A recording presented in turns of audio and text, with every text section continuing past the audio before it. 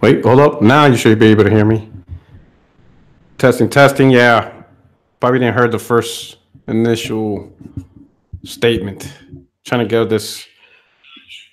There we go. All right, let me pause this right here. Let me do this. Don't need this no more. All right.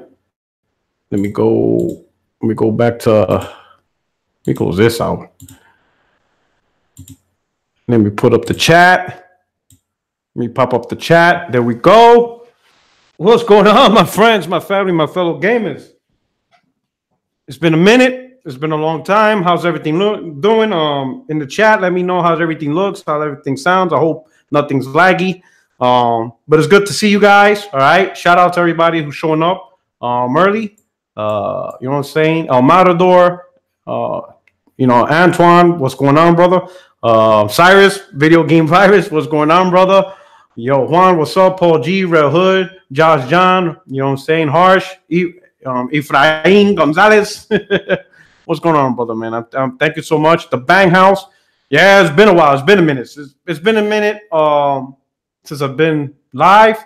Spiderman Xbox One Never Edition. Devon was good. Snow Bunny. What's going on, man? Miss you guys. I miss everybody who supports the channel. Thank you very much, Cyrus. Appreciate it. Everything looks good. Sounds good. Perfect. I do juegos. What's going on? All right. We're going to chit-chat a little bit.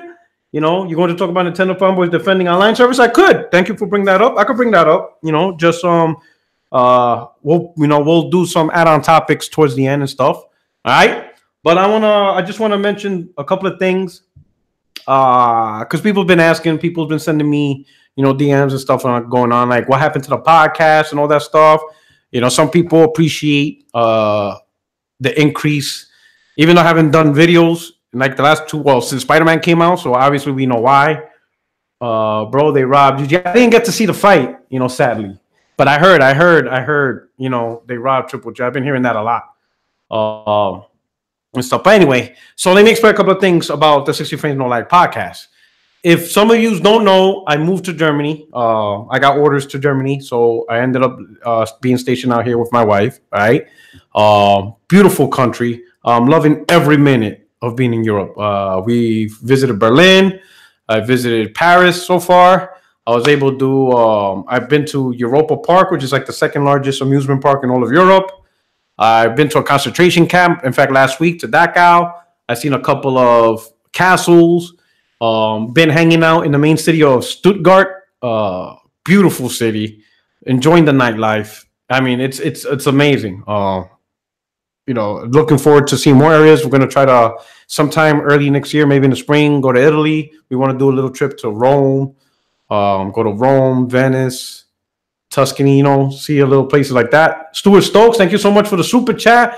We need you back on multiplayer podcast. Baron's been on his fuck shit. I've been hearing about that, man. I've been hearing multiplayer podcast, still one of the best podcasts to watch for the fuckery. But this is going to go back into my whole explanation on why things change and stuff like that, just to make sure people understand. All right. So me living here in Germany, I'm 6 hours ahead of East Coast time. All right. Because of that, it pulled me away from regular scheduled programming. One of them being my own podcast, so 60 Frames No Lag, and me being on the multiplayer podcast. The reason why is, let's say, for example, the multiplayer podcast, let's say if it's 8 p.m. Eastern, 9, 10, 11, 12, 1, 2, that will be 2 a.m. for me. And considering I have to work the next day on Friday, I can't start a podcast at 2 a.m., last at 3 a.m., and then I have to be up 5 in the morning, stuff like that. That's not a feasible scenario for me. That also leads into my podcast. So my podcast, 60 Frames No Lag podcast, I had amazing panel members of all day, J-Dub, Craig Harris, shout out to them. They're growing their own stuff, so please support them and their ventures, right? Our hours conflict. So for example, in order to keep the same schedule of my podcast, which was usually 8 p.m., that means, again, 9, 10, 11, 12, 1, 2 a.m. for me. So 8 p.m. for them will be 2 p.m. for me. 2 a.m. for me. I can't do my own podcast at 2 a.m. It's not a feasible thing. I have a responsibility for my own job, or what I do, right? At the same time, having the podcast, let's say at 8 p.m. for me would be like 2 p.m. for them.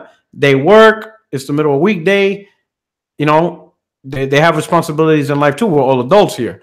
You know, an alternate answer was the weekends. Do it on the weekend on a Saturday. But again, to compensate for them, they would have to do it early on the weekend for them, you know, because they would like to knock out a podcast early in the morning.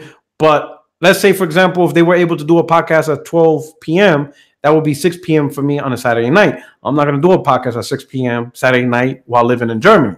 Me and my wife, we want to enjoy Germany. We want to enjoy Europe. And a lot of times we try to take advantage of the weekends here in Germany. You know, does that make sense? It's just how it is. You know, I mean, it's not so often. Think about it this way. I know maybe for many of you who live in Europe, it doesn't seem like a big deal because this is where you grew up, you know, but think of it as if you had the opportunity to live in America, right? New York, Miami, California, Los Angeles for about 2 years. Do you want to spend your Saturdays on a podcast when you have limited time in America and you know you're going to be here for 2-3 years and then go back to Europe? Vice versa. If you lived in America and you had the opportunity to live in Europe for 2 years or so, you know, a limited time, because my time's limited here. It's not like I moved here permanently. Do you want to spend your Fridays and Saturdays on a podcast when you could be out experiencing the life, you know, and stuff like that? Especially here, it's pretty incredible because like driving around in Europe is like driving around in America in the sense that like you go, like in America, you drive around, you're going from, you know, North Carolina to New York. Not a big deal too much, right? But here, you go from Germany to France or Germany to Switzerland or Austria. Like you're driving to different countries. You know what I'm saying? That's pretty amazing, you know? And it's easy. And like I used to think like the first time I drove to Paris, right? I drove from Germany to Paris. It was about a 6-hour drive. I thought I was going to go cross a border or something, you know? So we had our passport ready. There was like no border. There was like no border patrol. Like we went to Paris and we didn't even notice until like the signs, you know, on the highways and stuff changed from German to French. That's when we noticed, oh snap, we're in France. And we saw no border patrol, nobody checking your, you know, passport or anything. So it's like literally driving from New York to Jersey or New York to, like, you don't notice. It's pretty incredible. All right. So it's been an experience. It's amazing. So that's why weekends not for me, right? So with that said, shout out to people showing up. I thank you for the super chat again, Stuart Stokes. So to your question to address, the only time I'll be on the multiplayer podcast is if I'm off on Friday and I don't have anything planned for Friday. Because, for example, if I'm off Friday, that means I'm off Friday, Saturday, Sunday, like a 3-day weekend. I'm probably going to drive somewhere with my wife and we're going to enjoy Europe, which again probably will mean I still won't be on the podcast. So it's very difficult. The only alternate option is what Zaire, what we try to do once in a while, which is the Digital Street Show. Hopefully we'll do one today on his channel. That's what that is. So I apologize. I know it sucks. I love being on a multiplayer podcast. I love calling people out on their bullshit. I love choke slamming Baron on his bullshit. But, you know, my man J-Dubs, he's going to have to try to hold it down. You know, whoever's the representative of the Pony Nation, they're going to have to make do. You know, they got thrown into the wolves. They're going to have to do the best they can, you know. PR making video 8 a.m. in the morning. Or what? 8 a.m. Or where you at? Right now, it's almost 5 o'clock here. It's 4:45 p.m. here in the U.S. Again, that's why I was talking. See, this is what I'm talking about. So right now it's 4:45 p.m. Going live. You know. So remember, I'm 6 hours ahead of East Coast time. All right. But anyway, my man Mark P.S. McCoy, what's going on, brother? Thank you so much. Reunion, thank you so much. Devel, Mr. Rice's Fish, Josh Halls, Conehead Larry, Brett Reeve. Who else we got here? You know what I'm saying? Spider Silva. Thank you so much. Clarissa, thank you so much. I appreciate it. Thank you. You're welcome. Trap Snaps, Sir Galahad. You know what I'm saying? General Date Ape, V2099. Luke's Blade, thank you so much for rocking out with me. Thank you so much for you know, chilling with me live and stuff like that. What we got? Whoa, shit.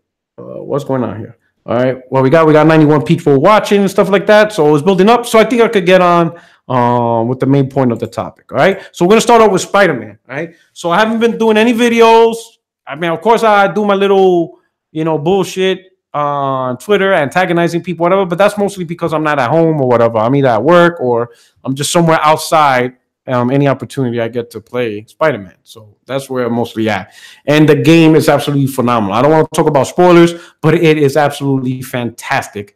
And it's exactly what I was hoping for from the game. Similar to Batman or the Arkham series, it's not just a great comic book game, but it's a great game, period. Even if you don't like comics, but you're a gamer and you like gaming, play Spider-Man. Because it's a great game. Don't worry about the fact that it's based on a comic book character. The gameplay, the story, the open world is fantastic. What I really love about it, and I haven't played the last Spider-Man, the movie one, because after a while I gave up on playing Spider-Man games because they were just so. I tried, I played the Web of Shadows. I played the one where the one where there's like alternate reality Spider-Mans, Shattered Dimension, I think it was. I played a couple of them. And after a while, I just got tired. I'd say, you know what? I'm done. I'm done forcing myself to play Spider-Man games. I'm done paying for games that the developer and the publisher, Activision, just doesn't care. And I don't care. It's just I like comic book games. I'm a huge Batman fan, and I like Spider-Man. I love Spider-Man, but I'm not going to put money towards games when the publisher and the developer ain't putting their heart. They're not treating these games. So I got tired of it. That's why the last Spider-Man, Amazing Spider-Man 2, I didn't play it or the one before it. I refused to put my money on a cash grab, which I know is a cash grab, right? But I say that to say this. What I love about this Spider-Man is when you're swinging through the city, if you play the older Spider-Mans, the web's just like is in the middle of the sky, and he's like, swinging from place to place. But the webs ain't connecting to anything. Like there's parts where you're just in the middle of nowhere, and he's still swinging because it's just swinging, right? And this one, it has to actually connect to structures and stuff like that. And if there's no immediate structure, he's not going to be able to swing. He's just going to fall and crash until that moment. I love that. I love the fluidity. I love that animation. I just love how sprite he is, how he's able to jump off, stuff like that. P.S. McCoy, question of the day. Which is better in your opinion, P-Rock, Batman or Spider-Man? I am the worst person to ask. And I'm telling you, here's the difference between a person who's biased with dishonesty and a person who's biased with honesty. I am honestly going to tell you I am biased. And the reason why is because I am a Batman fanboy to the highest degree. And when I play Arkham City, I actually feel like I'm fucking Batman. So I'm going to tell you I feel Batman's better only because of my fanboyism, not because of any logic, sound, or reason. So don't ask me that question. I'm going to be like, la, la, la, Batman's better, la, la, la, I don't care. I am a Batman fanboy to the highest degree. Superman cannot beat Batman. I don't give a fuck what logical explanation you have. Batman's invincible. He's perfect. He has every single plan in his belt. He knows every single outcome that's going to happen, and he's fully prepared for that outcome. He's unbeatable. So I'm going to leave it at that. I am a true Batman fanboy. I don't want to hear it. I'm the wrong guy to ask that question because I am totally talking. I am not talking from a place of sound logic and reasoning like I normally do. I love Batman games. I love what Rocksteady did with Batman. I just absolutely love Batman and what they did for him. It's just, my man says a loaded question, yeah, because I'm a Batman fanboy. But I just love how Batman Arkham City is, But all right, so I'm gonna try to be unbiased, all right, as best I can.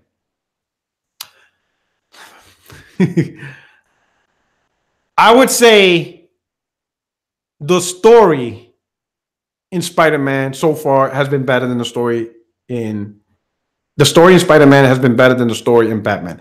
I like the duality of Spider-Man.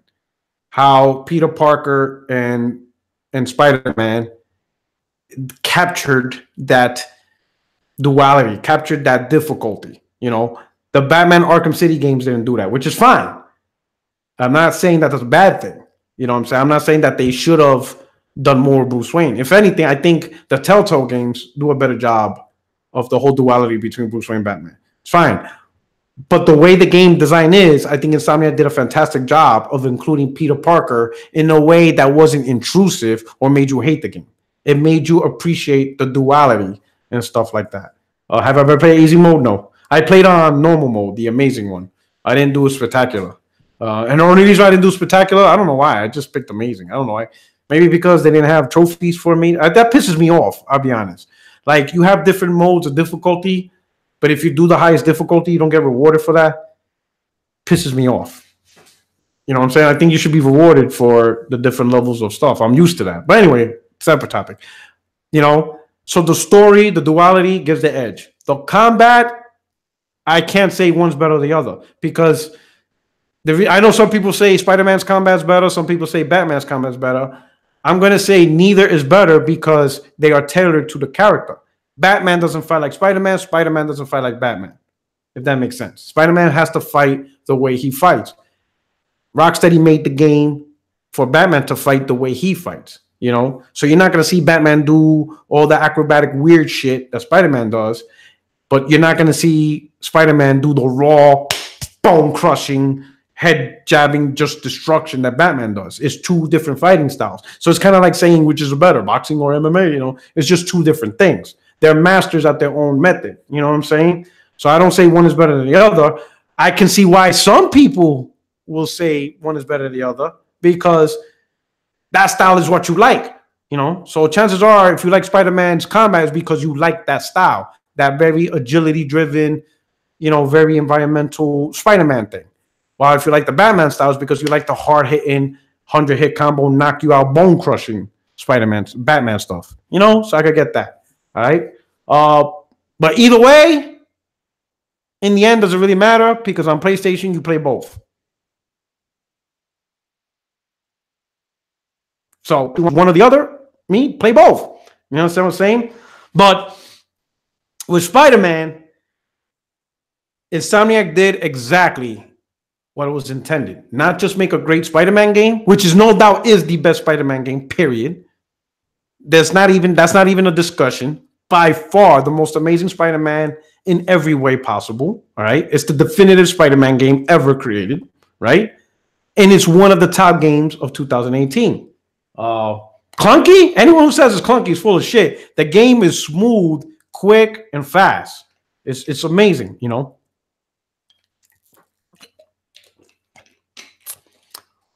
Back to this. So, and a little bit of Spider-Man is going to go towards my next topic, but let's just specifically talk about Spider-Man and Insomniac. So, one of the best games of 2018, hands down, all right? The best Spider-Man game of all time, all right? So, with that said, right, where does Insomniac go from here? All right? In my opinion, you can't go back. Here's the thing. You can't go back. Once you raise your company's bar, you can't go back to the generic shit. And I don't want to use the word generic shit, but you can't go back to less. You can't go back to Resistance. You can't even go back to Ratchet and Clank. You can't go back to Sunset Overdrive unless you're going to take those games and elevate them to the bar you're at now. It's like what I said with Guerrilla. With Horizon Zero Dawn, they raised the bar on what is expected from that company. You can't go back to play Killzone. If you intend to make Killzone, reboot. Bring the franchise, reboot it, so you bring up Horizon Zero Dawn level quality. You can't go back to the subpartners that you have. All right? And maybe, let's say like, for example, Insomniac, maybe Resistance was, let's just say that was the best product. Let's say Ratchet and Clank generally is the best product they released, right? Spider-Man surpassed that bar. So now Ratchet and Clank is no longer one of the best products they have. Spider-Man is the bar now. So where do you go from there? What do you do as a company? You can't go back down. You have to at least meet what you've done. You know? Okay? What's up, Blackbeard, J0, Yoshida, what's going on? And stuff like that. Thank you so much. My man says, you know, Ratchet and Clank is awesome. I disagree. Ratchet and Clank is awesome. But it isn't Spider-Man awesome no more. Spider-Man, that's the new level. That's the new bar. It's there. We're here now. Okay? Let's say at this point, this was Ratchet and Clank. This was the top. Man, Insomniac's great. Awesome. You know, we need games like Ratchet and Clank. Spider-Man released. Zoop. That's where we're at now. We're here. We're not here no more. We're right here. So what do we do? Do we go back to Ratchet and Clank? Zoop. Can't do that. We got to stay here. So if we're going to do Ratchet and Clank, fine. This is Ratchet and Clank. Zoop. We got to bring it back up. If we're going to do Sunset Overdrive, which is like not even on the screen. Zoop. If we're going to do Resistance, which is like right here. Somewhere like right there. Zoop. We got to elevate. A new bar has set. So what does Insomniac do from here? You know what I'm saying? Nick Henry, thank you so much. We Splash. G, you know what I'm saying? Thank you so much. Alloy, Chloe, Price, TJ MacGyver, Toyo. Thank you so much for showing up. You know? Here's my thing. All right. Here's my thing. And this is what I would like to say. Jerry Blaine, what's going on? If I was Insomniac, because Spider-Man is by far the most successful game in their entire history of the company. This game is probably more successful than the Resistance franchise, Sunset Overdrive combined. This game is probably, by the end of the first year, it's probably going to be more successful or just as successful as the entire Ratchet and Clank legacy. After 2 years, it's probably going to surpass. This game is the most successful product they have ever created, ever. When the game is already looking like surpassing God of War's first week sales, some people say double. That's a triumphant achievement that is beyond anything probably Insomniac ever expected. So, with that said, sometimes a company has to look at what they intended to do and what they successfully have done, because sometimes the two aren't the same. Sometimes when you look at being a game developer in a studio, you set out on a task to do something, and sometimes your true success came from a place where you never thought you would go to. And what I mean by that is, sure, Insomniac wants to do Spider-Man, right? Just like any other games. They've done Songs of the Deep, Resistance, Sunset Overdrive, Ratchet and Clank, many games, right? But tackling on a comic book IP broke the mold for them. So now, do they look at themselves as simply a studio that, again, will tackle any IP, fuse, and do that stuff? Or do they look at themselves as the type of studio that could be known as, how could I put it? The type of studio that could be known as the studio to bring quality comic book gaming at the forefront of gaming. And when you think about it, not many studios are doing that.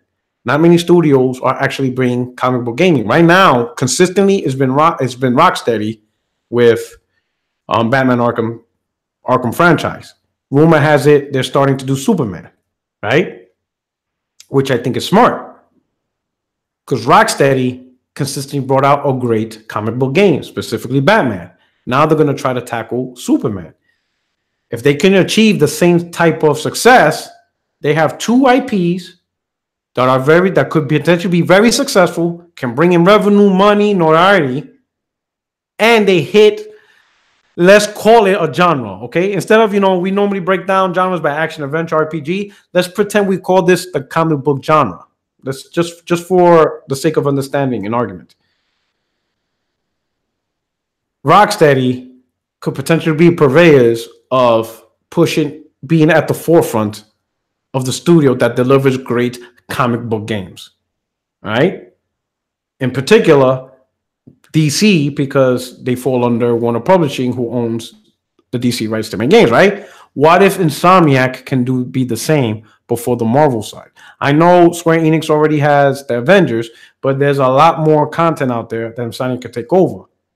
X-Men, they could take over that. Doctor Strange, they could take over that, depending on the rules of Avengers. Thor, Hulk, Iron Man, Maybe the Avengers license for Square Enix encompasses the whole crew, but individually, Insomniac could take on all these characters. I will go after X-Men more than anything else, personally. What if that's truly Insomniac's destiny?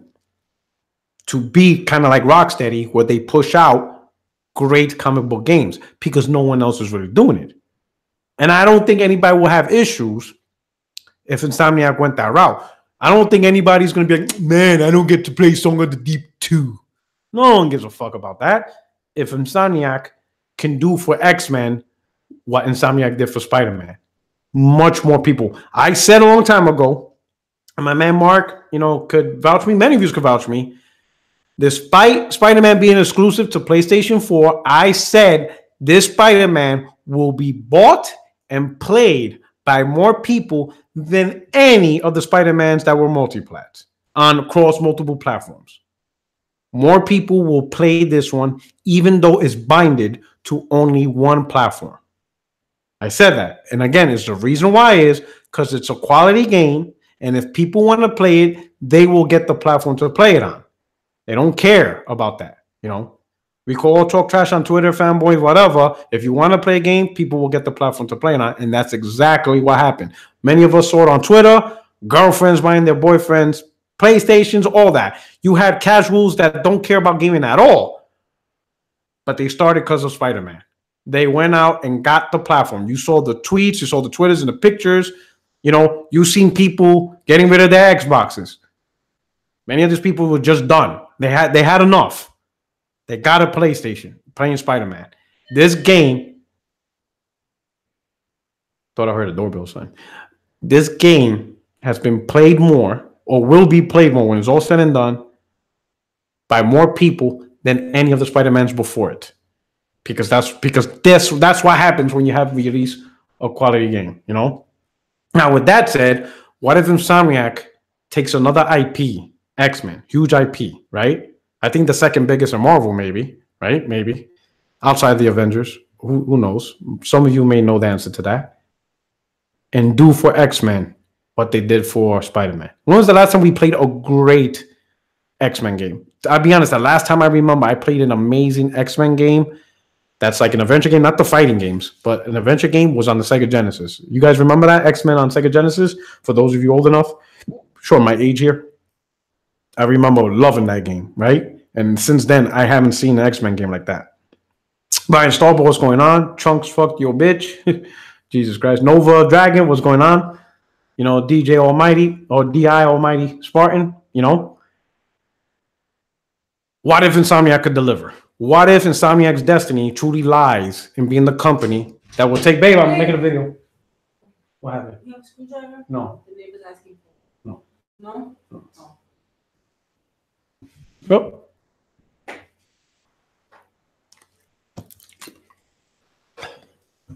Oh, hold on. One moment.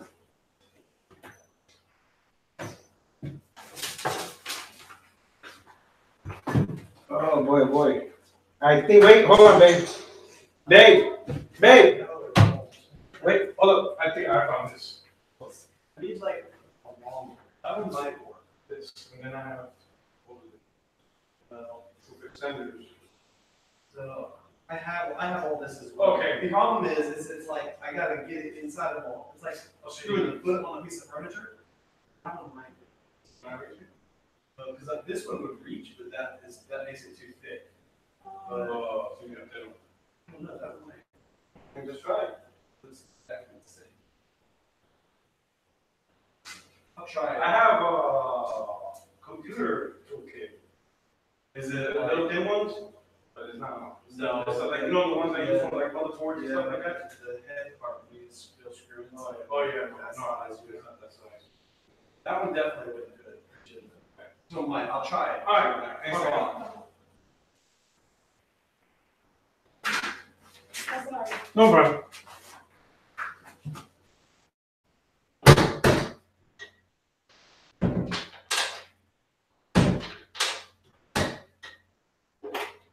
Fuck. All right. Sorry about that. Lazy Sunday. Everybody's like, oh shit, Puertorock left. Yo, PJs on point. Yo, these are my nautical PJs. You like that? Like my PJs? Yo, I sleep in style. Right here. Got the little nautical symbol, the little flag. You know what I'm saying? You know, I sleep with class. All right. Motherfuckers like, yo, PJ's on point. Anyway, I saw the super chat. Hold on, let me go back. I saw my man Stuart Stokes. Thank you again. So a certain group told me since I bought Spider-Man, I can't buy RDR or Shadow of Tomb Raider. Angry Bird saying they don't need Crackdown 3. The game's canceled. Man, screw what they say. That's the beauty about PlayStation. We don't say one and done. We don't say jab trash. We don't do multi-platforms. I mean, well, I guess some of us just to antagonize Xbox. But at the end of the day, we play what the hell we want on the platform because we can. We can play Spider-Man. We can play Tomb Raider. We can play Red Dead. We can play whatever we want. And then Aaron Greenberg. We're going to talk about Aaron Greenberg about that. So that's another thing I'm going to add to the topic list. Oh, but my man TJ Gavin says PJ's on point. It's Sunday. It's a lazy day. You know what I'm saying? I got nothing to do. What's it? I expected you to have Batman PJs, P-Rock. I got a Batman shirt, you know, but I ain't gonna lie. So my pajamas, this is a nautical one. I have a Tommy Hilfiger one. I got two nautical ones and a Tommy Hilfiger one. My wife bought me, the first one she bought me was a nautical one, which was a red one. And for whatever reason, I absolutely loved it. So now, like, that's all I buy. I buy nautical, Tommy Hilfiger, sleepwear. Don't ask me why. They just feel so comfortable. Stuff like that. But while I there, my neighbor was asking for a screwdriver or whatever. So help out my neighbors, whatever. Okay, so where was I? He showed his wife already. Classic P. Rock wife. Thank you so much. P. Rock's wife is lovely. Thank you so much. I appreciate it. She was the one that bought me the blue Yeti for Christmas. Stuff like that. You know, she supports what I do and stuff like that. She's awesome. She's truly awesome. All right. Anyway, what's good, Puertorock? First catching you live. What's up? All right. So, Aaron Greenberg is a toxic fanboy, in my opinion. That's going to go to my next topic also as well, Mark. I appreciate the comment. All right. But anyway, Stuart Stokes, thank you so much for the super chat. All right. Back to what I was saying. So, Insomniac. Where does the future lie? I don't know. My opinion, listen, Destiny's calling. Destiny straight up, you know, knocking on the door. Look into being the company that produces great comic book games. Not all of the people are doing it. So there's nothing wrong with that. There's nothing wrong if you go back and be like, you know what, Marvel? Can you give us the X-Men license? Sony, let's make this happen. Sony will jump at the opportunity. Look how successful Spider-Man is for you. Believe me, this is a cash cow for you guys. You will make a killing. Your company will be more successful than it's ever been with Ratchet and Clank, Resistance, whatever. Now, I get it. You guys are artists. You want creativity. You want to do songs of the D, whatever. But let's be real. Strike at the iron while it's hot. You know what I'm saying? Be the company just, I don't know. If I was Tim Price, I would go after comic book licenses. It's the most success you guys ever had. It's enjoyable. The gamers and comic book fans need it because we don't have it. We already have people that do battle royale, first-person shooters and racers and stuff like that. We already have the Uncharted and Gears of War. We have that stuff. We have plenty of RPGs. We don't have a lot of people making great comic books, and there's so many comic books out there that we want to get our hands on and play. As long as they're quality. We want great X-Men game. We want a great Avengers game. We want a great Black Panther game. We want a great Hulk game, Iron Man, Superman. We want these comic book characters to life. I mean, just look at the movie industry, right? Look how Marvel is destroying the movie industry. They are literally taking it over. But do you know what? You want to know why? Because we want that. We want these characters live on screens. You know what I'm saying? Even a movie like Ant-Man does amazing because we want that. We want these comic book characters to pop out from the comics onto the screen. And in that same vein, we want these characters to pop onto the comics onto our gaming platforms. So consider that, Insomniac, all right? Think about that. Believe me, it's yours for the taking. But that's on y'all. You know what I'm saying? Hold the line however you want, all right? But now, My next topic is does fanboying actually hurt the gaming community? All right. Or are people using it as an excuse because their particular game or their particular platform is failing and they don't want to admit the true reasons why a game or platform failed and they blame it on fanboy? All right. So recently, Aaron Greenberg released a tweet 6/4, X is going to give it to you. All right. And of course, he knows what he's doing. So people, PlayStation fans, some PC guys, not so much Nintendo, whatever. It was mostly PlayStation fans and PC guys. Few PC guys because they knew exactly what they're talking about. But PC guys wants to make sure that Aaron Greenberg knows PC is the superior, most powerful platform. So obviously that's the reason why they're in there. 6/4 is actually relating to 6 teraflops over 4 teraflops, right? Some people are disgusted with Aaron Green's tweet saying, oh, it's the fanboy war, whatever, whatever. But consider this. Does it truly hurt gaming? All right. Some people say, yeah, it hurts gaming, and they'll list all the reasons. My point is, it doesn't hurt gaming at all.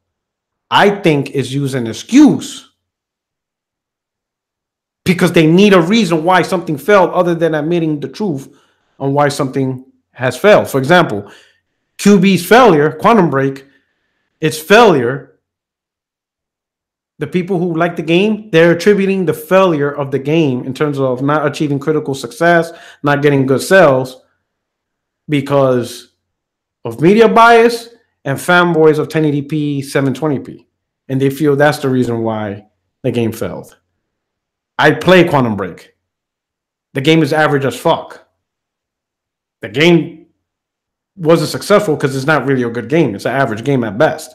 It's not interesting. The story is not something people want to talk about. The gameplay is not something people want to consistently talk about. There's no word of mouth movement to make that game, like, oh man, you got to play this game. Think of Horizon Zero Dawn. You know what I'm saying? Look at how many people try to trash Horizon Zero Dawn. Oh, it looks like Tomb Raider. Downgrade. It was boring. Yada, yada, yada, yada. Right? Because fanboys attacked Horizon Zero Dawn. They did their best. Oh, it's from the makers of Killzone. They know how to make games. Oh, the story sucks. There was shit tons of trash talking towards Horizon Zero Dawn. But the trash talking failed. The game was a critical success. Sold over 7 million within the first year. One of the best IPs this gen. Because at the end of the day, if a game is good, it's going to outshine any fanboy bullshit. That's just the reality. Good games will surpass. You can't bring down a good game. A generally well-made game can't be stopped. No matter who's behind it. That's just the reality. Same thing with Spider-Man. How many hate things we've seen behind Spider-Man, even before the game release? Oh, it's just another Spider-Man. Doesn't mean anything, right? Or it looks like trash, QTEs. The list goes on. And then when the first images came out, whatever images came out, downgrade, puddles, Puddlegate, right? That's how bad the fanboys tried to bring down the game, that even the media recognized Puddlegate. That's how bad it got.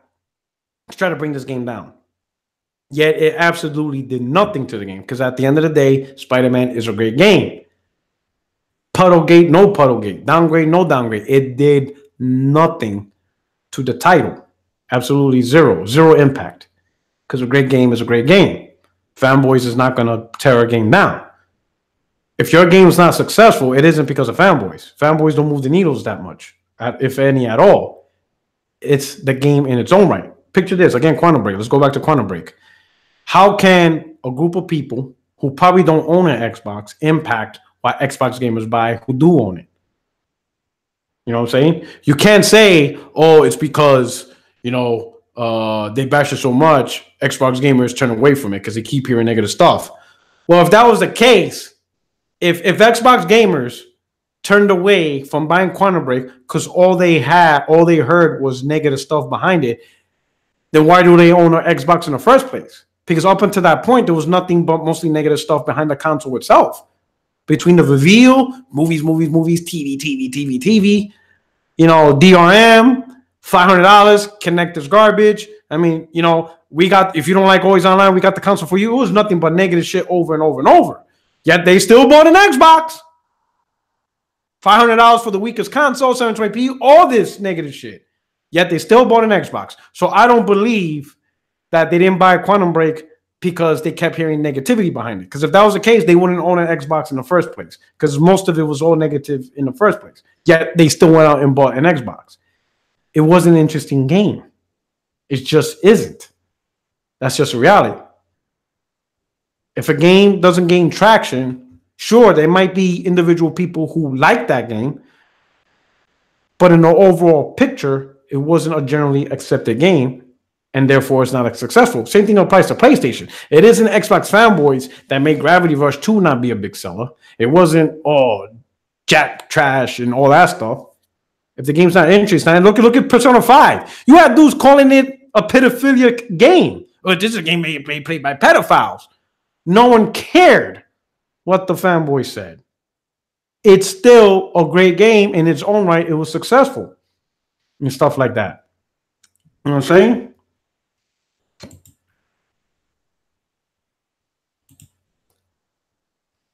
You know, that's just how the reality is. Brother, thank you for the super chat. But because you attempted to post a spoiler, I had to remove the comment. But thank you for your €2. You know, so that's how it is. Sorry, but it is what it is, you know. But I appreciate your €2. I appreciate that. You know, thank you for the €2. So now with that said, man, where was I at? Okay. The fanboyism, right? I could give you plenty of examples of games that are successful and went through a whole bunch of fanboyism negativity. God of War. That's a huge example. Even from even from the guys, even from people who weren't fanboys, because there's honestly non-fanboys that had issues with God of War because, you know, they changed the direction. So you had legitimate fans of God of War who did not like what they saw with the new God of War. They said God of War is no longer God of War. It looks like a Rise clone, Data War. You know, the combat's gonna suck, gameplay's gonna suck. No jump button. I mean, the list went on the negativity behind God of War, right? And yet, look how successful. It's the most successful God of War, period. More successful than any God of War before it. The hating, the trashing, the fanboyism to bring that game down didn't work because legitimately, the game is great. And that's the point I'm trying to say. Fanboyism it's just an excuse when people say, oh, it's killing gaming. People ain't trying out games. No, people ain't trying out your games because it's not interesting.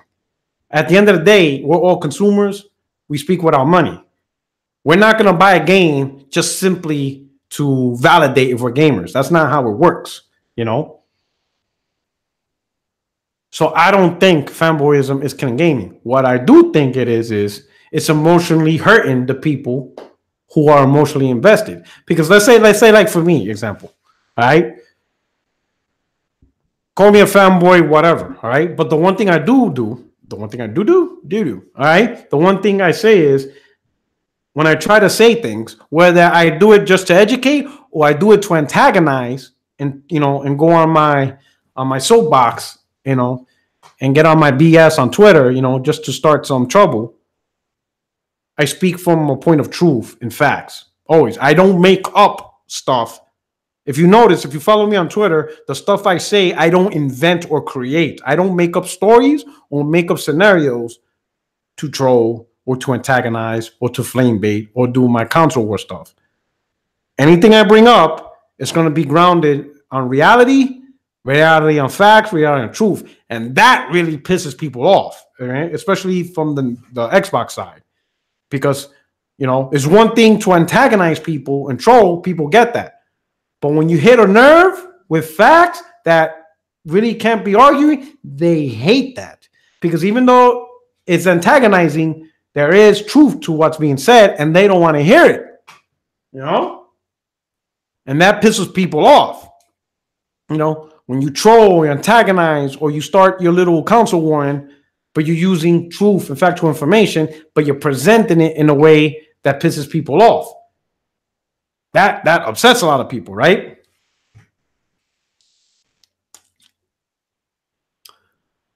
But what I find funny is instead of people looking back and be like, you know what, even though all this information is being used for council war, these information is still truth. Even though they're being presented in an antagonizing way, it's still truth. You know? Quantum Break is not a good game. Are there people who enjoy Quantum Break? Yeah. Any game, even the crappiest game in the world, there's somebody out there that likes it. But in a general sense, in a conversation of, you know, what you think is best for your brand, what you think is best for your favorite console, what do you think is best for gaming, what do you think that sells, and all that stuff, you have to recognize what makes an IP successful and what makes an IP not successful. Many of these IPs that aren't successful, people are just simply using fanboyism as a reason why they're not successful. They can't just simply say the game's just not that good. It's just not that interesting. You know, you could say I love it, you know, but I understand why it's a flop. And people ain't willing to do that because they're more concerned of not adding to the negative image of their favorite brand. That's really what comes down to it. People don't want to admit this is bad. You know what I'm saying? Now, in the case of Xbox, it's getting hit the hardest, you know, because you could get flack. We'll talk about Sony. PlayStation has a lot of issues that they need to correct, obviously, to make the platform better than what we have today. The companies always have to strive to make their platform better, you know. Sony has to figure out a way to get name change. It's not the biggest deal breaker. It's not the end all be all, but eventually they're going to have to figure it out at some point. The next platform should have backwards compatibility, you know, better online servers, maybe dedicated servers. You always have to strive to better. You can't rest on your laurels, all right? But those things do not compare to what Microsoft is going through, or what Xbox is going through, or generally Xbox PC is going through, or Microsoft, I'll say, where they're publishing games that are not elite level. They're publishing average games. Some mediocre, others are just downright bad. They're not pushing big blockbuster games that are critically acclaimed, games that make people want to go out and support the publisher. They're not doing that. You know, that hurts. That will hurt any console manufacturer because that's the main point of that. I mean, look at Nintendo. Nintendo has a huge problem they need to fix too. They need to fix their third-party relationship. That's been a problem for Nintendo for quite some time. They get a few titles here and there, but overall, when they build a platform, they miss out on some of the biggest games that are out there. The Call of Duties, the Red Dead Redemptions, now the Destinies, Battlefields, those games. I'm pretty sure Nintendo fans want to play those games. And of course, some of the Nintendo fans goes, oh, I don't want to play that game. Oh, yeah, right. But as soon as Fortnite comes out, oh, man, I can't wait to play it.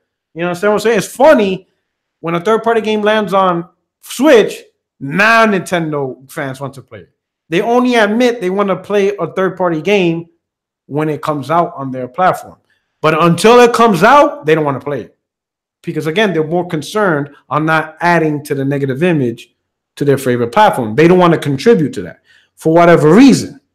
I don't know, you know, especially when it comes to a lack of games. Because, again, lack of games, lack of third-party support is the biggest black eye any console could get. Sure, you could knock Xbox for having free-to-play games behind a paywall. Sure, you can knock Nintendo for not having party chat. You can knock PlayStation for not doing crossplay. You know, you could pick these things up, but those aren't black eyes at all. You know what I'm saying? Sure, do each of the companies need to address that? Of course. To make their platform better? Of course. Is it a black eye? No. The black eye, the stuff that will knock you out, is games. Whether it's a lack of third-party support or a lack of quality games being released from your first-party publisher. That is the black eye any console cannot survive or just can't go through, you know? Nintendo gets a lot of flack for third-party, all right? But what's saving them is their first party output right now. You know, that's what's saving Switch right now. They're releasing a lot of first party exclusives that are good quality games, and that's what's keeping them afloat. That's what's keeping the console interesting. The platform interesting. That first party output, publishing, and exclusive deals that you can't get anywhere else. All right, people are, they're forgiving Nintendo. All right, Sony got the best of both worlds with PlayStation. Great first party publishing output. Great, probably the best third party multi-plat support out of all of them, right? Microsoft is hurting, right? Because while they got the third-party support, right, but the first-party publishing is not that great. They're releasing very generic, average games. Some games just downright bad in a general sense. And the problem with that is, if the best games and really the only games you're playing that are good in quality are third-party games, people are going to start asking themselves, why do I need to play these third-party games on this platform when I could get it on another platform, plus amazing and some of the best games ever, right? And that's where Xbox is at right now, okay? Xbox is at that point where only the most hardcore Xbox guys are ride-or-dining with their platform, because mostly it's because they're playing with their friends. Maybe they like the controller. Maybe they like the Xbox Live. They're finding other things that most people don't really care about. Other than the friends, maybe that is a big factor. But like the user interface, no one really cares about user interface. I mean, if all you're doing is playing third-party multiplats, is user interface really going to keep you there? Like, I got to play Call of Duty because I love the user interface on Xbox. No, that's not really the biggest thing, right? But instead of addressing these deficiencies, gamers are using fanboys. Oh, Xbox failed because of fanboys. You fanboys are killing gaming. That's why Xbox has a bad shot, because of fanboyism. No, it isn't because of fanboyism. It's because Microsoft fucked up. That's just the reality. The fanboyism is just antagonizing, talking shit. But in reality, it's Microsoft's responsibility to create a compelling product with compelling games. All right. Look at PlayStation. I'll give you a perfect example. Right. And this leads to one of the comments Mark just put out. A recent report just released that in the UK, PlayStation is the third most recognized brand of 2018. The only two brands that beat out PlayStation in the UK is Apple and Lego. PlayStation brand is more recognized than Google and Amazon, and it is the only gaming-centric console in the top 10. The next one is Nintendo, number 11, and Xbox at 17. In the US, PlayStation is the 13th most recognized brand. Xbox was 25. Nintendo's not even on the list. Right? Now, this is brand recognition for 2018, right? All of this, yet over the last couple of months, we had, people talking about PSN sucks, PSN down, and the biggest black eye, well, I ain't gonna say black eye, but the biggest critic was crossplay. You even had guys like Greg Miller, news media outlets, all this stuff, talking about crossplay, taking Epic's account, Fortnite accounts hostage, all this negative stuff. You even had people saying, Sony's E3 was the worst E3 because they only show 4 games. Terrible E3. Remember? Xbox One E3, all that stuff, right? Despite all of this, to include fanboys using all this information, right, to push an agenda to which they don't really care about, because most of the people that were crying about crossplay, they barely play games on their own platform in the first place. So, but yet they want to play with other people, yet they don't even play on their own platform. Whatever, all this negative stuff about PlayStation. Yet in the end, what was the result? What did it do? All this negativity. It did nothing.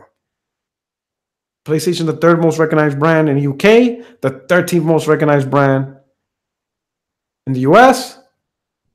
Spider-Man's off the chart. You got people who were not interested in gaming buying Spider-Man consoles. It did nothing. Because at the end of the day, it's like I said, when you create a great product that does what it's supposed to do, it's going to override fanboyism. That is why I don't believe fanboyism hurts gaming. What I do think is it just annoys people. That is what fanboyism does. It doesn't hurt gaming. It just annoys people because things are being said people don't want to hear. Well, there's a solution for that. Just block the people, number one. Mute the conversations, block the conversations so you don't see the conversation. But here's the most important part. Do not at any point take part of any console warring conversation. Do not insert yourself in it. You don't need to reply. You don't need to put your 2 cents. You see a tweet or you see a link to a video that's console war centric, just block the channel, block the person creating the content. Don't insert yourself into the conversation, because in reality, that's really all fanboyism is doing. It's just annoying you because you're tied to that plastic. And somehow seeing these statements, especially the fanboy trolls that use truth, because truth really hurts, especially if it's being presented to antagonize you. If you don't like the information, if you don't like the conversation, just ignore it and play your games. Because at the end of the day, I can say, and I use facts. Let's say State of Decay is the biggest facts I use, that Xbox gamers don't really want to play State of Decay 2, right? It's a failed game. And how I back that up is Microsoft, you go to Google, type in Xbox Live, most played games. The first link is the Microsoft link. You click on it. Microsoft actually shows you the top 50 games most played on Xbox Live Network, right? If you look at the bottom 10, 40 to 50, there's not a lot of users playing those games because, obviously the top 10, top 15, those are the big players. The Fortnite, 2K, the latest 2K, those are the big players, right? But once you get to the bottom 50, 40 to 50, there was like indies. I saw Assassin's Creed Odyssey still on there. So clearly it's not a lot of people playing the bottom, the last 10. Not a lot of users. Yet in that whole entire list, State of Decay 2 is not on there. It's not even in the top, that bottom 5, 40, 45, 46, 47, 48, 49, 50. You have these indie games that I never heard of being played more. So it's clear Xbox gamers don't like to play that game, So when you show that factual link, it hurts to hear that. But in reality, even though I'm talking shit, even though I'm presenting factual information, at the end of the day, you can still play State of Decay if you want to. Nobody on Twitter, not me, nobody in the world can actually stop you from playing the games that you want, But the fact that you're hearing that information, it just bothers you and hurts you. Because deep down inside, State of Decay 2 is a failure. But like I said before, you don't want to add on to the negative image of the game because of your love of Xbox. And that goes for anybody else. Nobody really wants to add on to the negative image of a PlayStation game, the negative image of a Nintendo game, the negative image of a PC game or something. Nobody wants to add on to that. Me, I don't give a fuck, to be honest. Because the way I see it, let's say, many of you know, I think Order 1886 is trash. It's a pretty game. It's to me, it has the Rise Son of Rome syndrome. Pretty game with terrible gameplay.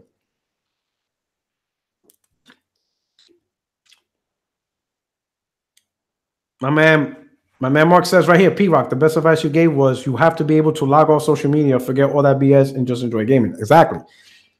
Don't take social media with you. Like I got my PlayStation and my TV here. When I play Spider-Man, Twitter and YouTube is not with me. When I play my console, there's lines. There's my bullshit fanboy YouTube, antagonize, have fun, chill with you guys line, and then there's my PlayStation gaming line. Two separate things. I have no issues with saying Order 1886 sucks. That's not me adding to the negative image of PlayStation. If anything, that's letting PlayStation know you might not want to create this game again. If you plan to create a sequel, you got to figure something out. You got to reboot it. Because this ain't it. Some people may say, Puertorock, whatever. Some people may get hurt by that. But I'm not doing it to piss you off. It's just a reality. You can't create an Order 1887 without major changes to truly make that franchise great. For example, we'll say Horizon Zero Dawn, God of War, Uncharted, top tier PlayStation games, Spiderman. You know, you got top tier PlayStation games, right? And then you got Order 1886, right? The next game that's coming out is Ghost of Tsushima. Do you want that game to be known as another Order 1886 level success, or do you want that game to be part of the Horizon Zero Dawn, Spider-Man, God of War success? Those are your two buckets.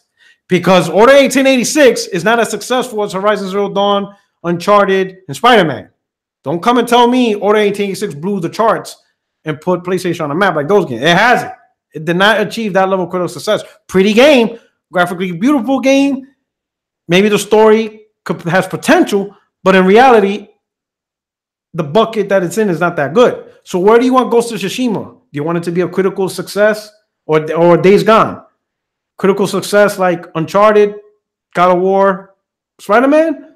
Or do you want it in the same bucket as Order 1886? You see what I'm saying?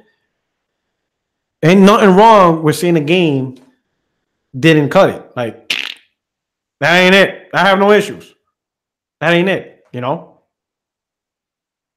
Because I don't mind saying something trash. PS Now, everybody knows how I feel, or at least I hope you know how I feel about PS Now. It's a trash service. Oh, but Puertorock is great. It's trash. No one gives a shit about PS Now. I mean, what's the point of it? There's no point of it, you know? To me, PS Now, if you truly... PS Now, really the whole point, honestly, for PS Now is if you want the game to be played on a tablet. Because a tablet can't render a PlayStation 4 game and stuff like that. Or a PlayStation 3 game, you know? Or phone. That's really the point of streaming, to be able to play on devices that are just weak. You know what I'm saying? My man, the Ruham, thank you for the super chat. What's good, P-Rock? Everything's great. Europe is off the hook. Spider-Man's off the hook. The chat is off the hook. My Twitter followers are off the hook. Everybody's off the hook. God is good. Gaming's good. You know, everything. You know what I'm saying? My house is getting schwacked in North Carolina, though. Hurricane Florence is coming in, slapping the shit out of it. No, but that's a conversation for another day. I'll deal with that. It is what it is. But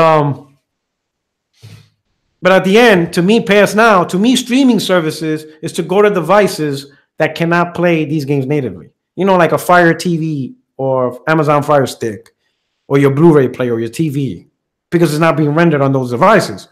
But I don't get PS Now on PlayStation 4. Especially when people tell me that those games are being ran on PlayStation 4 or whatever. Like, what's the fucking point? Why don't you just release the games natively so I could play it natively? Why isn't PS Now more like Game Pass? Just let me download this shit and play it natively. Or if it's on PC, let them download it, play it natively for the best experience. You know what I'm saying? Even though it is still playable. That's what I don't get about PS Now. I think it's a shit concept the way it's executed. I mean, if you're going to do PS Now, then do it right. Put it on phones, put it on tablets. I could get that. You know, I'll be able to play a game on this phone, you know, on the go. I don't like PS Now. I think the concept is stupid. I don't see the point in it. I honestly don't get it. Unless, and this is scary, but we gotta be honest with this conversation, right? We gotta be honest with ourselves.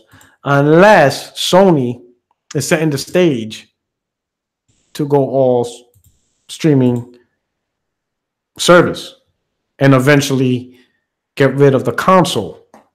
Now, hear me out. Hear me out. I'm being honest here. This is no bullshit. All right? It's just the truth. All right, hear me out. All right? Making a console is expensive. The research and design, sometimes upwards into like $1 billion, especially if you're going to do multiple schools and stuff like that. It's a very expensive business, all right?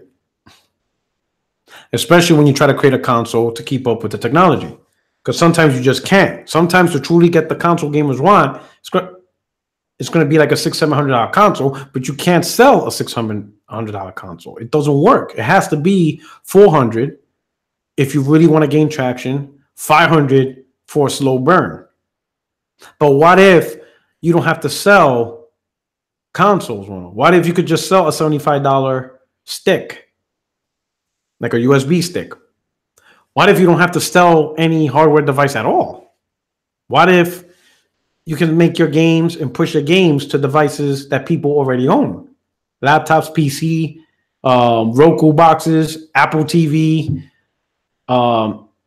Amazon Fire TV and stuff like that. Like, for example, the Amazon Fire TV, you can stream GameFly games. So all those third-party current-gen games, Witcher 3, whatever, you could play on your Amazon Fire TV. Because I saw it. I saw it on GameFly. You know, it showed me how to download the APK for the GameFly streaming app. Like right now, I could stream The Witcher 3 on my Fire Amazon TV. And it connects to a Bluetooth controller. You know what I'm saying? So what if Sony ultimately is taking PS Now little by little, and maybe instead of, let's say, a PlayStation 6 or PlayStation 7, PlayStation becomes a fully streaming service? You know? Now, for something like that to happen, PlayStation, Xbox, it has to get to an apex. It has to get to a certain decision-making point to implement that. And the decision-making point is, one, they're going to release it side by side. I don't know at what point. Like maybe the PlayStation 6 dedicated console will release with a cloud streaming device. So now you get both. You get to choose what you want. If you want a dedicated console with a hard, disk drive, you get that. If you get the PlayStation Now, my man said PS Now doesn't even exist in Australia. Really? So it's going to take a little while longer than we thought. Thank you for the super chat. The Game Night 123. Thank you for bringing that point. So now PlayStation Now is truly dog shit. God damn. So it's not even there. So they got a long way to go. But let's ponder on the scenario. But thank you so much for the super chat all the way from Australia. Thank you so much for supporting the channel. But picture this. So you got a PlayStation console, and then Sony decides to, hey, we're going to release a fully streaming service, and they both get games day and day. Third party, first party, third party, first party. So you got both devices, right? And then over time, they see people on PlayStation, because little by little, more and more people are going to go from disc to digital. It's a natural progression, you know? I think what's holding back quicker adoption for digital is the price, because the digital games are the same price as the physical games, which doesn't make sense. And sometimes the physical games are cheaper. That doesn't make sense. Like a physical game, if the industry really wants digital to take over, sell the physical for $59, sell the digital for $49. Believe me, you will instantly get people to jump up just for that $10 saving. Because think about it. Not only are you saving $10, but you're instantly getting it. You don't have to walk to the store and waste your time with nothing. You know? That's what I would do. Physical, $59.99, and this is American prices, adjusted for your region of the world. But physical, the higher price, digital day one, $10 overpriced. Because there's no delivery fees, there's no physical media fees, all the other fees are not there. It's just data from a server that you're pulling down, that everybody's copying. You're not actually distributing individual physical things, which add to the cost, you know? And you're bypassing the store cuts and their fees of what they get. So why these things are the same price is beyond me. Man, this sun is bright, right? Shining on me. Hold on. There you go. Now I look dark as hell. Hold on. Let me fix this. Let me see. Let me fix this. It's all about lighting, guys, right? As they say. It's all about the lighting. And then, man, it's still not working. Jesus, it's killing me because it's blinding me here. What are we doing? Let me do it this way. There we go. There we go. We good? All right. A little bit better. All right. All right. So we got that, right? 75 pistol by physical. All right. But why there's Sony, ultimately, all gaming companies, they no longer have to put money investments on hardware other than the backside that's going to push these games onto these streaming devices. They no longer have to worry about hardware that's being stored on shelves. They no longer have to worry about hard drives. They no longer have to worry about buying discs, buy discs, stuff like that. Consumers would hate that because you could no longer buy a physical product. So a lot of people don't feel they actually own digital stuff. Even worse if it's streamed. A lot of people's internet ain't that good. The quality, the latency. But there is some advantages. Let's be fair. There is some advantages to streaming. One, you don't have to worry about disk space. You don't have to worry about disk space for game files and stuff like that. Updates, you don't have to worry about you downloading an update. It's automatically done. You don't have to see it. The game will always be optimized, right? Unlimited space. You don't have to buy a bigger hard drive. You don't have to buy external hard drives. None of that applies to you, right? Easy accessibility. So accessible is going to be all there, right? Ultimately, though, I don't know. I went on a tangent, right? But I went on a tangent, right? Where was I? So anyway, back to my main point. Where the hell was my main point? See, y'all brought up this PS Now crap and made me forget what I wanted to talk about. Let me go back. You know what I'm saying? First party dropping Christ. Y'all killing me here with this PS Now shit. Especially this dog shit service that's not even in Australia. Man, I'm sorry to hear that, bro. That's wild. And people hyping this stuff. All right. Anyway, let's move on to my next topic. All right. So fanboying. That's where we're at. So fanboying. If you don't like the fanboy wars, and I'm not saying you should or shouldn't, just ignore it. It doesn't mean anything. It doesn't hurt nobody. You know what I'm saying? I talk my bullshit. And I do out there antagonize, you know. But the one thing I will say to myself is, even if I'm talking trash, I do not make up stuff. I do not make up a lie. I do not purposely try to push misinformation. Because even though at times I'm presenting it in a fanboyish way, I want my tweets to have a level of truth and facts. That way people can know the information. You know, I don't want to create more ignorance and spread it around. That's just not it. Psycho Gamer says, yes, fanboys ruin gaming, especially when the fanboys work in the industry. I disagree with that. I don't think it's ruined gaming at all. I don't. Because again, like Mark remembers, and I tell other people, when I log out of Twitter and YouTube, I play what I want to play, and I do what I want to do. If you guys can't do that, if there's gamers out there that simply cannot turn off that switch, it isn't the fanboy.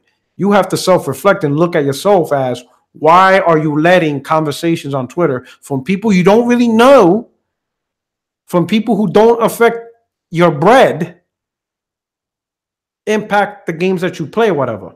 You know, for you to enjoy a game, you don't need people to agree with you.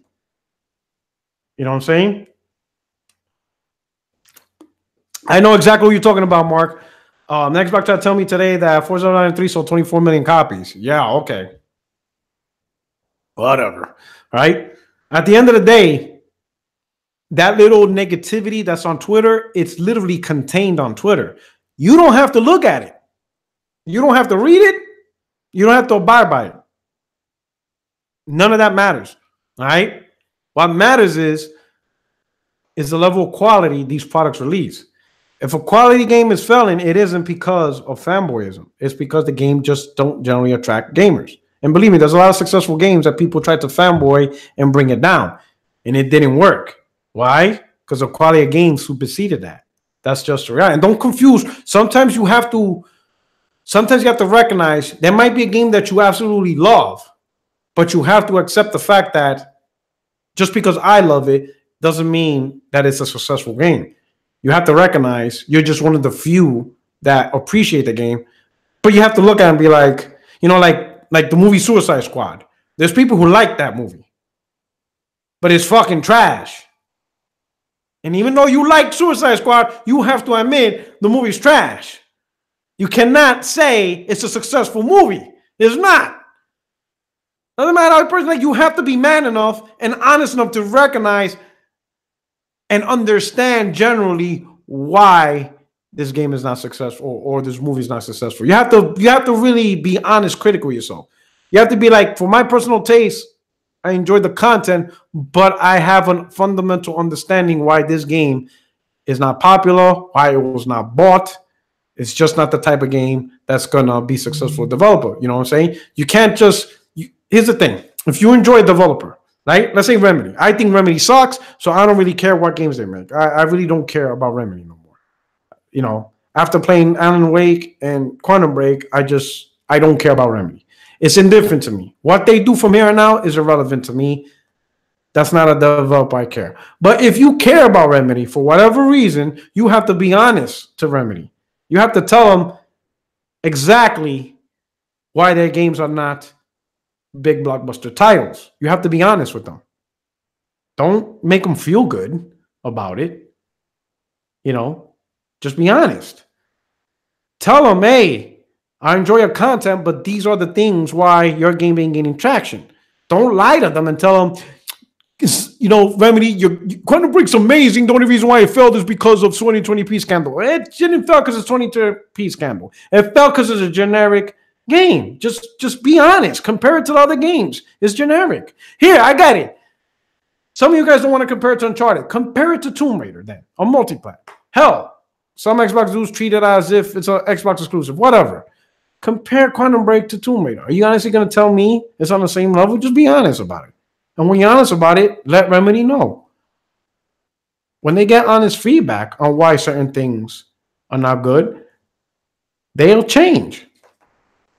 They will change. And they will create a better product for the fans that are honest with them.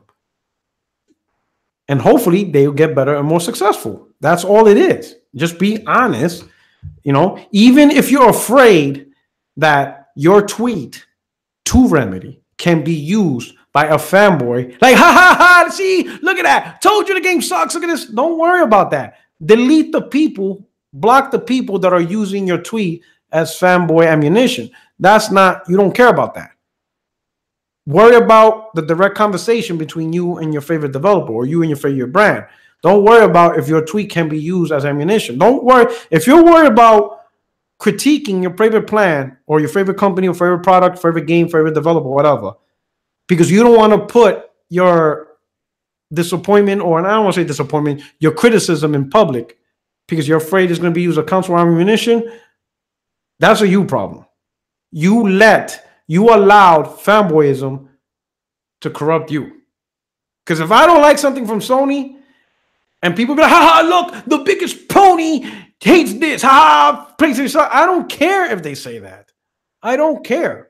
Like if Ready at Dawn says, hey, we're about to make, we're thinking about making Order 1887 sequel, give us your opinions. Boy, I'm going to unload on them. And I guarantee anybody who follow me who's an Xbox fan is going to use that as counsel ammunition. I don't care if they do. Because my concern is me talking to Ready at Dawn to make a better game. They produced a better game. I buy it, and I'm enjoying a better game. Twitter has nothing to do with that relationship. Twitter doesn't impact my money other than me doing bets against y'all and winning. That's really the only time money is involved, is when I win bets.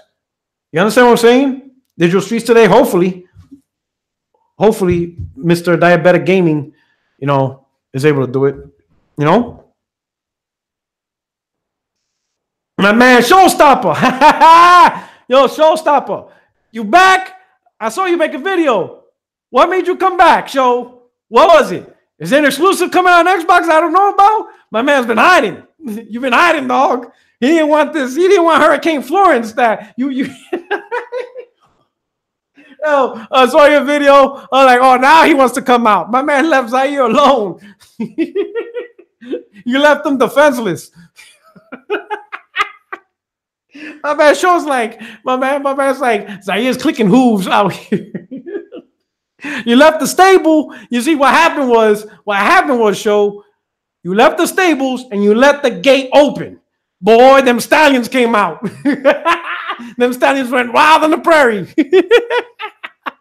And you can't, there's no locking us back in. That's it. The ranch is burning. The Xbox ranch is burning.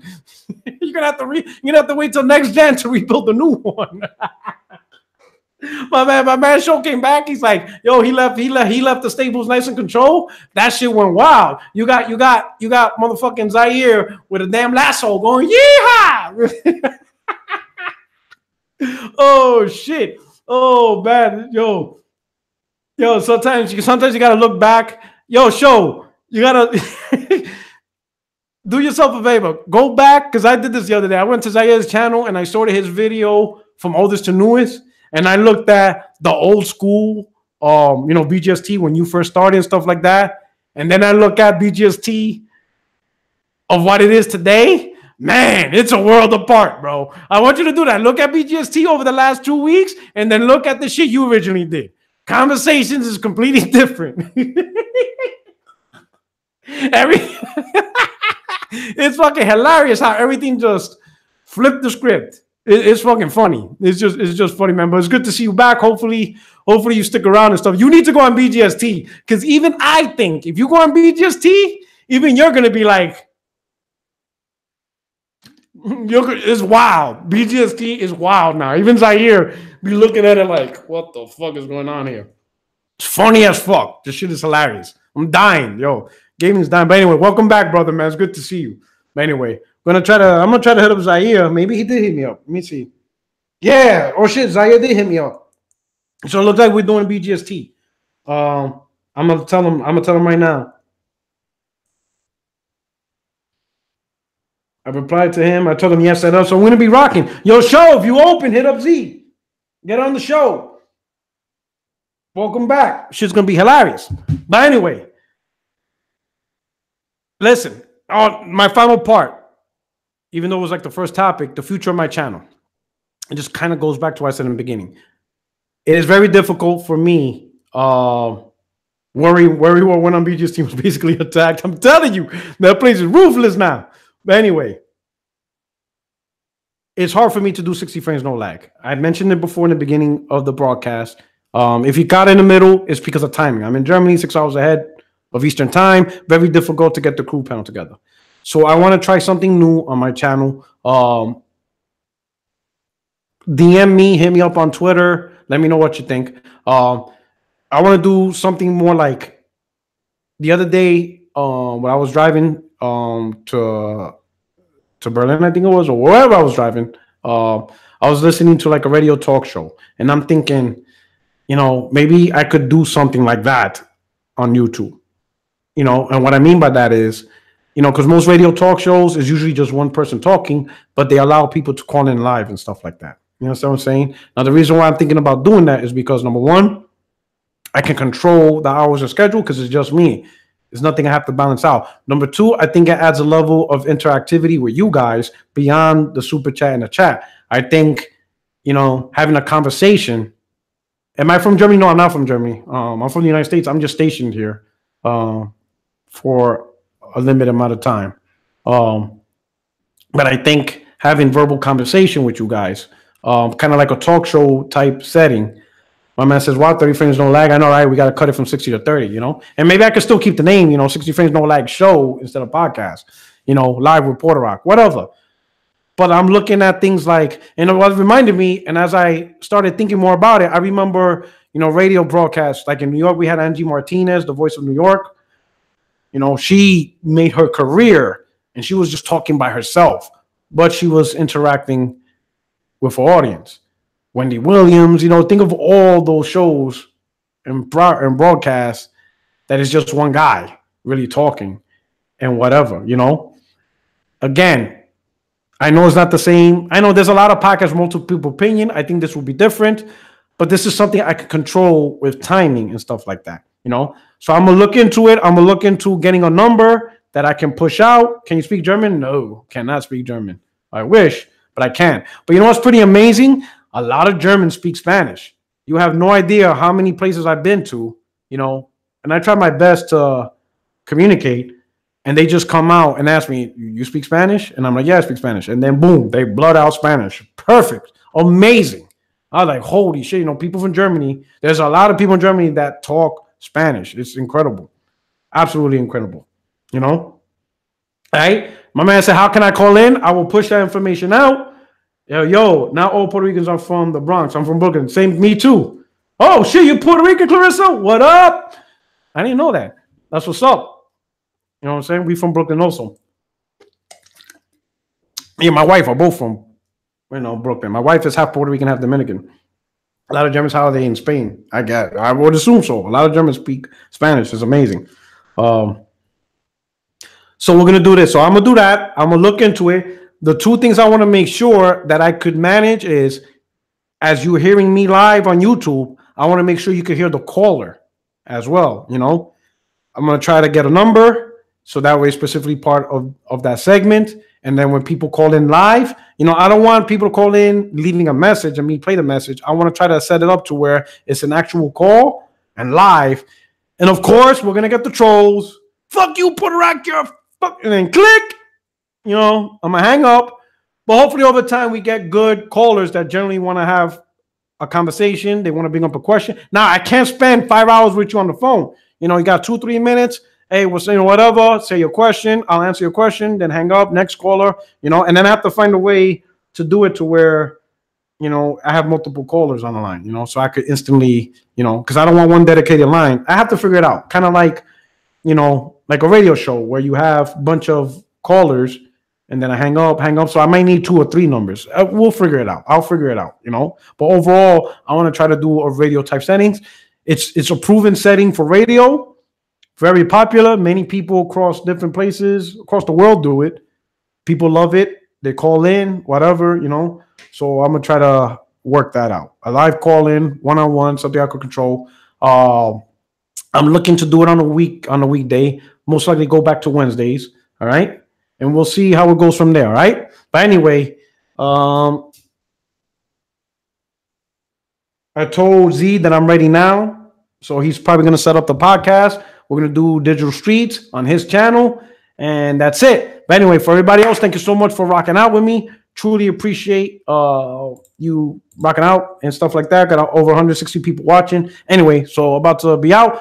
If you're new to the channel, if you're new to this podcast, this is your first time listening, don't forget to hit the subscribe button. Everybody else, please hit the like button and stuff like that so it could be spread across social media. Anyway, this is your boy, Puertorock77, and I'm out. And just tune in more for my videos, conversations, opinions, and more information on this live type radio talk show I'm going to try to implement on this channel. All right? Stay tuned for that. Hit me up on Twitter. Peace.